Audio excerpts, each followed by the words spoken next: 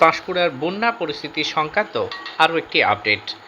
পাঁশকুড়া 14 নম্বর ওয়ার্ডের গড় Purushottampur youth corner ক্লাবের কাছে ও ময়রাপাড়ার কাছে দুটি ঘোক পড়েছে। আপাতত ভয়ের তেমন কারণ নেই। এই দুটি ঘোক আপাততভাবে বাধা হয়েছে। তবে সবাই সতর্ক থাকুন, গুজব ছড়াবেন না, সজাগ থাকুন, সতর্ক থাকুন। আমাদের পাশে সর্বক্ষণ রয়েছে স্থানীয় মানুষজন এবং সেচ বিভাগের কর্মীরা। তাই পাঁশকুড়া এলাকাবাসীকে সর্বত্রই সজাগ দৃষ্টি রাখার এবং সতর্ক থাকার আহ্বান জানানো হচ্ছে। কোনোভাবে গুজব ছড়াবেন না, গুজব রটাবেন না।